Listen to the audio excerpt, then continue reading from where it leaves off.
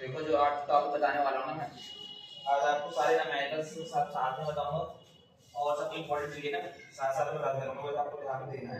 ठीक है, ठीक है। सबसे पहले मैं आपको नेशनल इनकम से स्टार्ट कराता हूँ। नेशनल इनकम से जैसे मैंने आपको नेशनल इनकम में बताया, नेशनल इनकम को काउंट करने के 3 तरीके होते हैं। नेशनल इनकम को निकालने के 3 तरीके होते हैं।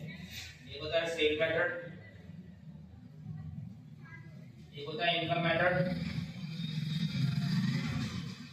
और एक होता है एक्सपेंडिचर मेथड।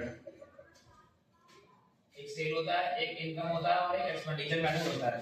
सेल मेथड में क्या होता है, सेल के थ्रू ना हम नेशनल इनकम को काउंट करते हैं। सेल के थ्रू कैसे, देखो इसमें हमारा आएगा जीडीपी, एमपी आता है। इसमें फॉर्मूला क्या होता है हमारा, sale plus change in stock minus intermediate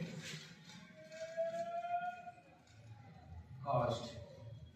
cell plus change in stock minus intermediate cost, ये हमारा सेल मेथड होता है नेशनल इनकम को निकालने के लिए। सेल में जो होता है हमारा वो आता है प्राइस इनटू क्वांटिटी। अगर सेल नहीं दिया होगा तो प्राइस और क्वांटिटी दिया होगा।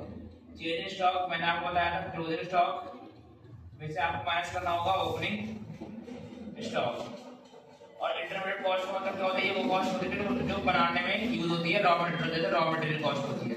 जो अभी माल बनकर तैयार हुआ है ये वाली कॉस्ट होती है, जो माल बनकर अभी तैयार नहीं हुआ है। तो इसके थ्रू हमारा निकलता है जो है जीडीपी, एमपी, सेल मेथड के थ्रू हमारा नेशनल इनकम निकालेंगे।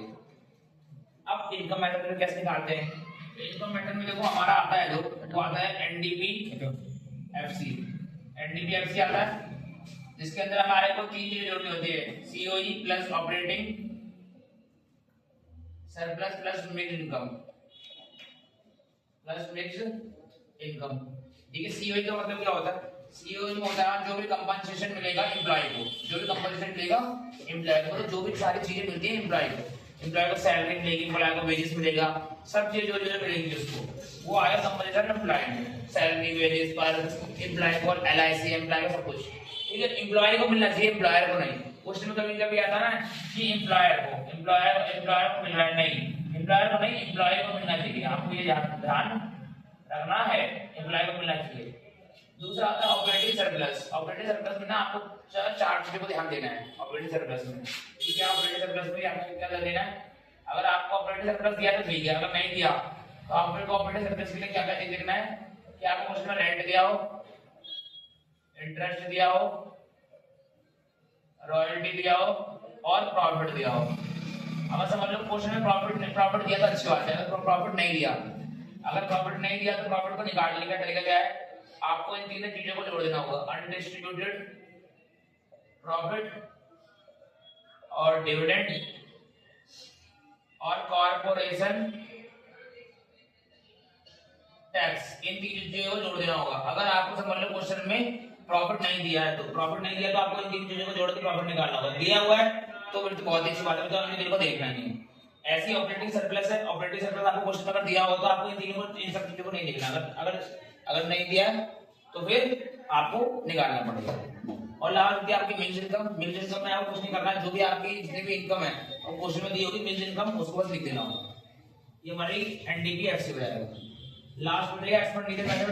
इसमें हमारे में क्या होता है, जो भी प्राइवेट एक्सपेंडिचर है उसे जोड़ना है, जो भी हमारा गवर्नमेंट एक्सपेंडिचर है उसे जोड़ना है, जो भी हमारा ग्रॉस डोमेस्टिक कैपिटल फॉर्मेशन है, जीडीसी का मतलब होता है ग्रॉस डोमेस्टिक कैपिटल फॉर्मेशन है, उसे जोड़ना है। और इसमें लास्ट नेट एक्सपोर्ट जोड़ना है।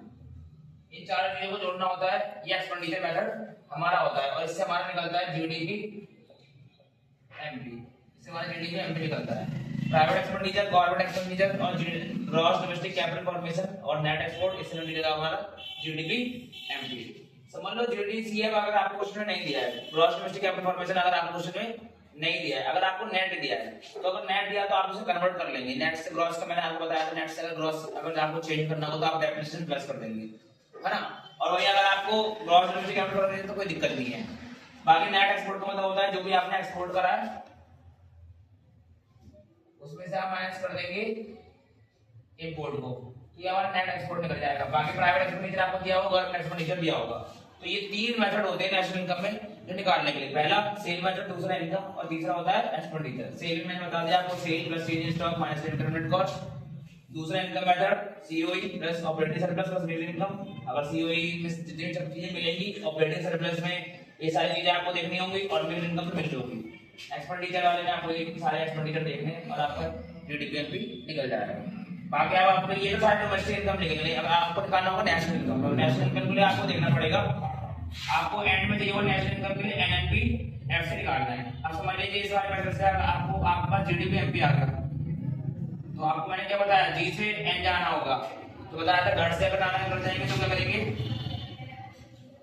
माइनस का डेप्रिसिएशन हो जाएगा और डोमेस्टिक से नेशनल जाएंगे तो प्लस का एनएफआई हो जाएगा।